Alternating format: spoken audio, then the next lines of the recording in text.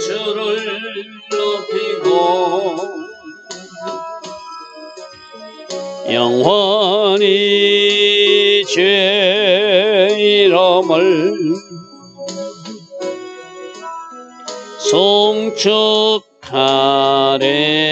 송축하리이다. 왕이신 나의 예수님, 왕이신 나의 예수님, 내가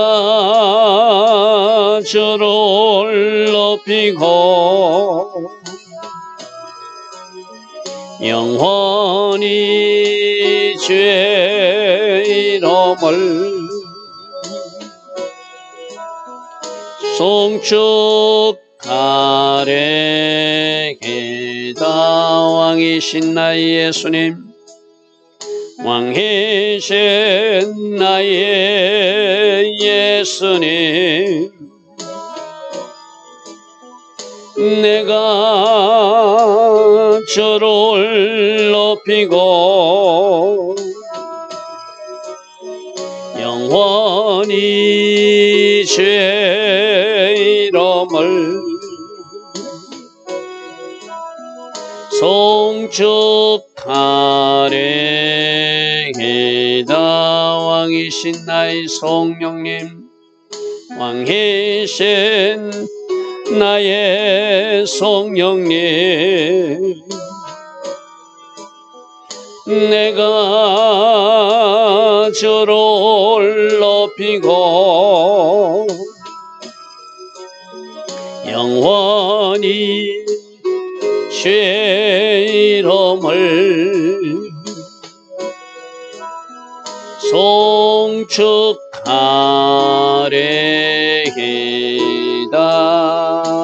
아멘. 좋으신 아버지 하나님, 날마다 새벽마다 은혜 주셔서 이 새벽에 일어나 하나님을 예배할 수 있는 이 은혜, 이 복 주시니 감사합니다. 이 바라크의 복, 무릎 꿇는 복, 예배하는 복을 먼저 주셨사오매 오늘도 하나님께서 원하시는 복된 하루로 진입할 수 있도록 성령으로 함께 하시고 오직 말씀 안에서의 삶을 살아내게 하시고 초막 안에 거하는 삶, 하늘 장막을 바라보는 삶, 이 초막절을 절기에 맞는 삶을 살아갈 수 있도록 성령으로 인도하시고 함께 하옵소서. 오늘도 이사야서 말씀을 통하여 우리 각 사람이 주신 또 주의 음성을 듣기를 원합니다. 날마다 주신 말씀 마음판에 잘 새기고 달려가는 주의 자녀들 되게 하옵소서. 예수와 하마시아 이름으로 감사하며 기도드리옵나이다.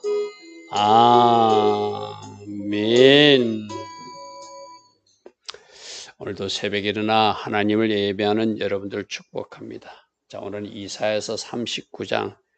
제가 이사야서 첫 시작할 때 그런 말씀을 드렸죠. 39장까지는 심판에 대한 말씀들이 맞고 40장부터는 회복에 대한 말씀이다. 그래서 오늘까지 하나님께서 심판하신 이야기를 우리에게 많이 하시고 이제 내일부터는 이스라엘 백성들을 위로하고 회복에 대한 메시지가 많이 나올 겁니다. 자, 39장 1절부터 보겠습니다. 39장 1절. 그때 발라단의 아들 바벨론 왕이 히스기야가 병들었다 나았다 함을 듣고 히스기야에게 이렇게 뭔가 글하고 편지하고 예물을 보냈다. 히스기야가 전쟁에 승리한 소식도 들었고 또 놀라운 방법으로 병이 치유됐다는 이야기를 듣고 주변 나라들이 많은 사람들이 와서 예물을 보내고 그렇게 했어요. 그렇게 예물을 보내고 그렇게 하는데 그 중에 하나 바벨론 왕도 왔다는 것은 이때 바벨론 왕은 아수르가 강대국이었고 이제 이 바벨론은 그 아수르의 통치를 받기도 하고 또 그렇게 뭔가 적대적 관계가 있어서 이 바벨론은 자기들이 생각할 때 이렇게 아수르를 물릴 수 있다면은 이 남유다하고 동맹을 맺고 싶다는 이런 마음이 강했어요. 그러니까 그들이 이 동맹 맺고자 하는 마음으로 병문안 2로 한다는 핑계로 지금 찾아온 거예요. 병문안 2로 한다는. 자, 우리가 항상 놀란 승리가 있고 병치유가 있고 축복이 있고 뭔가 섰다 했을 때 조심하라고 그래서 그죠. 이때 히스기야가 자기가 병에서 치유되고 나고 또 놀란 승리를 체험하러 와서 많은 나라가 예물을 보내서 그렇게 히스기야와 그 나라를 그들이 주목하고 있을 때 조심해야 되거든요. 더 겸손해야 되거든요. 그리고 하나님께서 하신 일을 자랑할 수 있는 좋은 기회로 삼아야 돼요. 각국의 사신들이 오니까. 그런데 여기서 지금 히스기야는 그 사신들이 왔을 때 하나님을 자랑하기보다 자기가 뭔가 이룬 것을 자랑하듯이 교만한 마음이 들어와가지고 자기 내탕고에 있는 모든 물건들을 다 보여주는 실수를 합니다. 자, 그 이야기가 오늘 연결됩니다. 자, 2절 보십시오. 히스기야가 사자들이 찾아옴을 해서 기뻐했대요. 우리가 세상 것으로 기뻐하거나 내가 지금 이런 왕이 되었구나. 내가 전쟁에 승리하는 누가 승리케 하셨네. 하나님이 승리케 해주잖아요. 누가 병을 낫게 해서 하나님이 낫게 해주셨잖아요. 그럼 하나님으로 기뻐하고 하나님께서 승리케 해주셨음에 기뻐하고 즐거워해야 되는데 지금 히스기야가 병 낫고 나서 많은 사람들이 자기들을 찾아오는 일을 기뻐했다는 거예요. 이게 이제 일이 잘못된 어깨에 힘이 들어간 모습이죠. 우리들도 그럴 수 있거든요. 여러분들이 어떤 치유사역이나 축사사역을 한다든지 또 여러분이 하나님 앞에 응답받으면 막 사람이 여러분들에게 찾아올 수도 있어요. 그 사람들이 몰려옴으로 기뻐하는 것이 아니라 하나님이 나와 함께 하심으로 기뻐하고 하나님이 내 병을 고쳐주심에 감사해야 되고 또 하나님이 나와 함께 하셔서 표적과 기사를 보여주심에 하나님으로 기뻐해야 되잖아요. 지금 보니까 히스기야는 사자들로 말미암아 이것부터가 잘못된 거예요. 사람으로 기뻐하고 자기 명예가 높아지는 것을 기뻐하고 사람들이 자기를 인정하고 뭔가 당신 대단한 왕이라고 이러는 것이 좋아가지고 뭔가 의시되고 싶은 자랑하고 싶은 교만이 싹트기 시작하는 거예요. 자, 우리들이 항상 이런 모습이 있을 때 우리가 선포하는 게 있죠. 나는 항상 예수와의 겸손의 옷을 입고 있습니다. 이 교만한 모습이 나도 못해 드러날 때 나는 예수와의 온유와 겸손의 옷을 항상 입고 있는 사람입니다. 예수 보혈의 옷을 항상 입고 있는 사람이다 하면서 나를 다시 겸손의 자리로 내리쳐야 되거든요. 그래서 그가 사자들 오니까 막 자랑하고 싶은 거야. 자기 보물 창고하고 언검하고 막 여러 가지 보배로운 기름과 무기국까지 다 보여주었다는 거예요. 지금 이렇게 하나님이 부강한 나라가 되게 하고 강한 나라가 되게 하고 하나님이 이렇게 축복해 준 것들 그 모든 주신 분도 하나님이잖아. 비록 사람들이 각국 사신들이 갖고 왔더라도 하나님이 하게 하신 거잖아요. 그럼 여기가 아주 좋은 기회잖아요. 나의 하나님이 나를 성립케 하셨다. 나의 하나님이 하룻밤 사이에 18만 5천 명을 물리치는 놀라운 기적을 보여줬으니 너희들도 너희들 나라 신을 버리고 참신이신 여호와를 믿어야 된다. 간증하고 증거하는 기회로 삼아야 돼. 내가 죽을 병에 걸렸다. 근데 나의 하나님 앞에 기도했더니 하나님이 나를 다시 살려서 15년 생명 연장을 해주셨다. 그리고 내가 징표를 보여달라니까 해그림자가 거꾸로 가게 하는 그런 놀라운 기적까지 보여주신 분이 나의 하나님이시다. 이 사신들에게 나의 하나님을 자랑하고 나의 하나님을 찬양하고 나의 하나님이 하신 일을 증거하고 선포하는 일이 하나님이 기적과 능력을 체험한 사람이 해야 할 일이잖아요. 그죠? 근데 히스기야가 잠시 착각을 하는 거예요. 이 내 모든 무기고 내 모든 보석이고 내 모든 금원이고 내 모든 좋은 것이라고 나 이런 것 가진 사람이야. 마치 오늘날 말하면은 좋은 자동차를 타면은 나 이런 자동차 사는 사람이야. 좋은 아파트에 살면 나 이런 아파트에 사는 사람이라 자랑하는 모습과 똑같은 거예요. 여러분 그 아파트도 누가 주셨죠? 하나님이 주신 거잖아요. 서로 그 차량도 좋은 차를 타게 되었다면 타게 하신 분도 하나님이시잖아요. 우리가 여기서 진짜 조심해야 되거든요. 지금 그가 가진 모든 것도 하나님이 주신 것인데 하나님을 자랑하는 기회로 삼지 못하고 자기 자랑에, 자기 과시에 뭔가 어깨에 힘이 들어간 모습이 히스기야의 모습이라는 거예요. 그래서 히스기야가 궁중의 소유와 자기에게 있는 모든 소유물을 보이지 아니한 것으로 다 보여줬다는 거예요. 여러분, 이 바벨론도 지금은 아수르 왕 때문에 이 남유다와 동맹관계를 맺고 싶어서 찾아왔지만 이 바벨론이 꿈꾸는 것은 세계 정복의 또 꿈을 아수르 다음으로 꿈꾸고 있는 나라였거든요. 여러분, 역사가 가르쳐주고 있잖아요. 결국 그 아수르를 이 바벨론이 물리치고 나중에 이 바벨론이 남유다를 정복하고 멸망시키는 나라가 바벨론이거든요. 하나님 쪽에서 보면은 하나님이 사람 이사야가 보면 그림이 보이는 거예요. 이 바벨론을 믿으면 안 되는 거예요.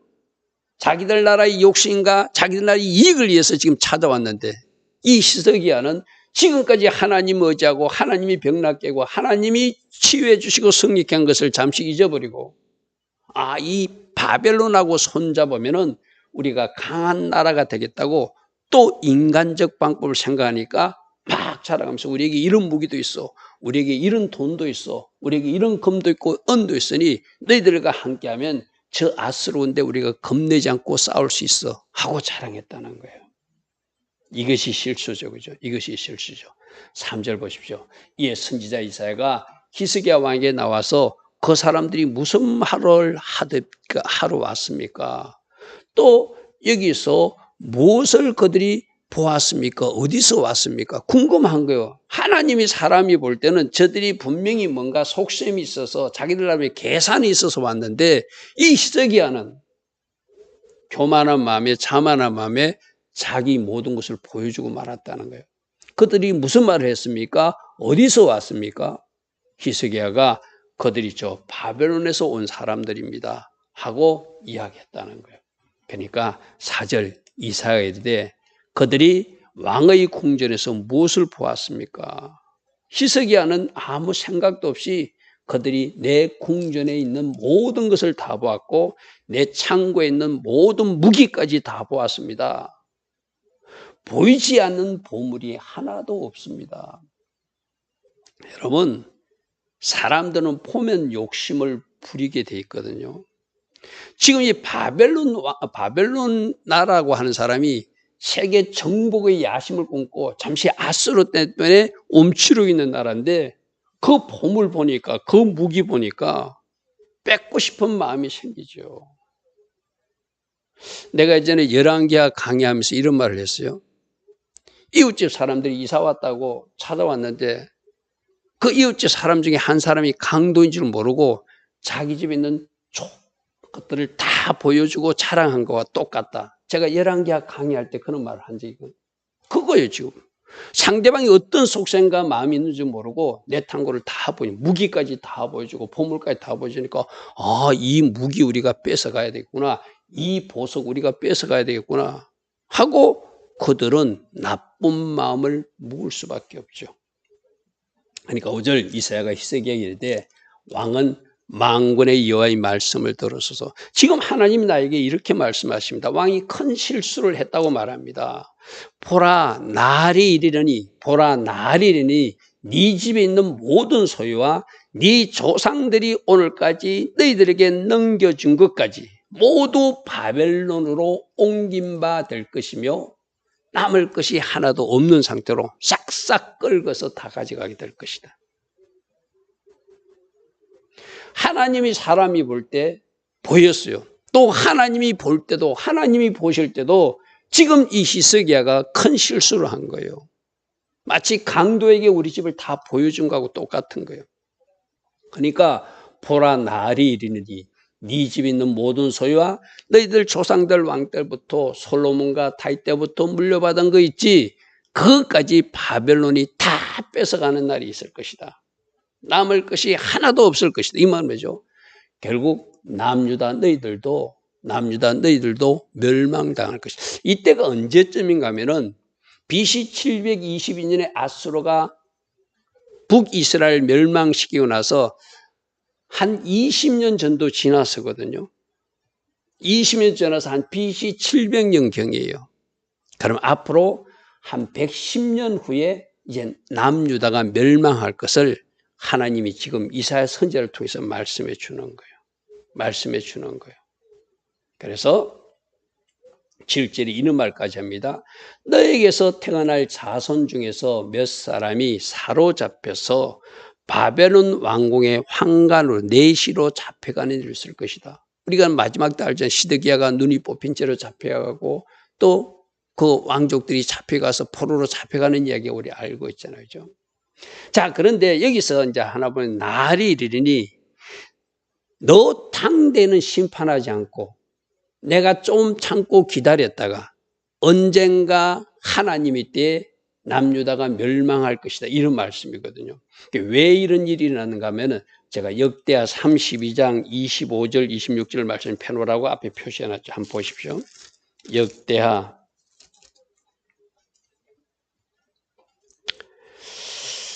역대하 32장 25절에 보니까 701면이거든요.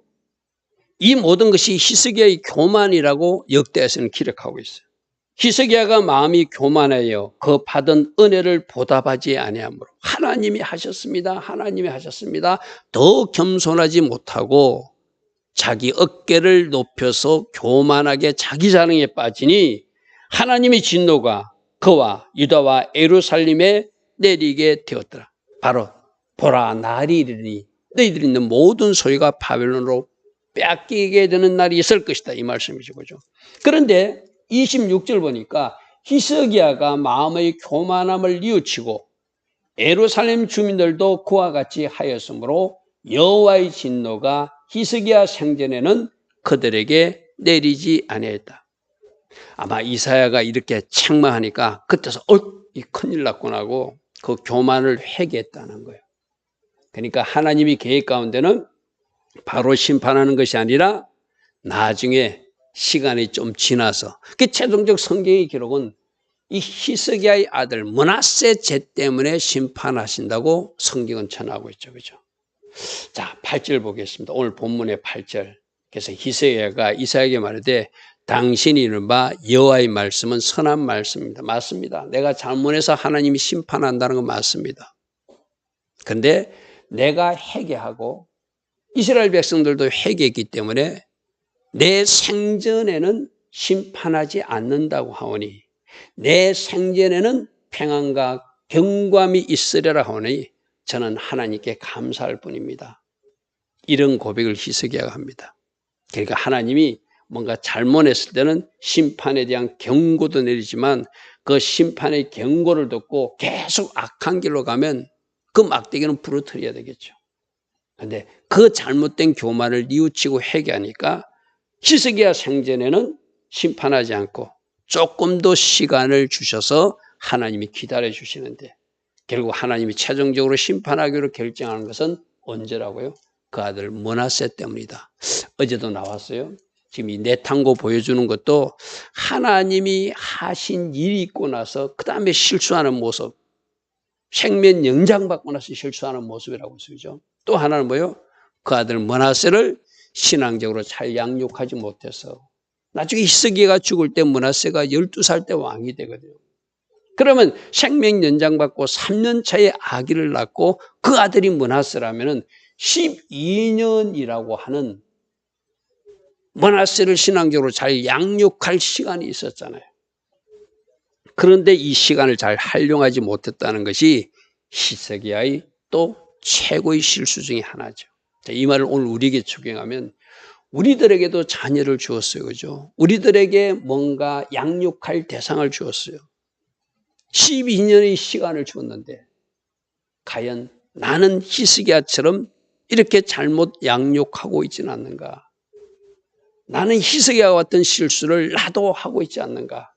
하나님이 우리에게 물으신다면 아닙니다. 주님, 저는 이렇게 했습니다. 할 수 있는 우리 하나님의 자녀들이 돼야 되겠죠. 항상 말씀에서 교훈을 얻어야 되거든요. 아, 나도 이렇게 하다가 이 시간이 흘러가서 더 이상 나에게 허락된 시간이 없을 때 내 자손들은 하나님을 모르는 악한 자녀도 될 수 있겠구나. 이것이 또 히스기야를 통하여 우리에게 주는 교훈이기도 합니다. 좋으신 아버지 하나님, 오늘도 이사야서 이제 39장 히스기야가 교만함으로 하나님이 남유다조차도 심판할 수밖에 없었다는 이야기를 듣게 됩니다. 그러나 그가 교만을 뉘우치게 되므로 하나님께서 그 진노를 멈추시고 그의 생전에는 안정과 평안을 약속하신 모습도 보게 됩니다. 우리가 오늘 어떤 선택을 하냐에 따라서 우리 삶과 우리 오늘 이유가 달라질 줄 믿습니다. 말씀에서 요구하는 삶, 제자적 삶 살아갈 수 있는 우리 모두 될 수 있도록 오늘도 성령으로 간섭하시고 함께 하옵소서. 예수와 하마시아 이름으로 감사하며 기도드리옵나이다. 아멘. 지금은 우리 주 예수 그리스도의 크신 은혜와 하나님 아버지의 영원하신 사랑과 성령 하나님 오늘도 우리 안에서 내주하시며 늘 성령으로 초명하여 주시고 성령으로 인도하여 주시고 때마다 일마다 기름 부어주시며 능력으로 띠띠어 주시는 그 은혜가 오늘도 새벽에 일어나 하나님을 예배하며 하루를 시작하는 주의 자녀들 머리머리에 이 땅에 있는 모든 교회와 모든 성도님들 위해 지금부터 영원토록 영원히 함께하여 주시기를 간절히 축원하옵나이다. 아멘.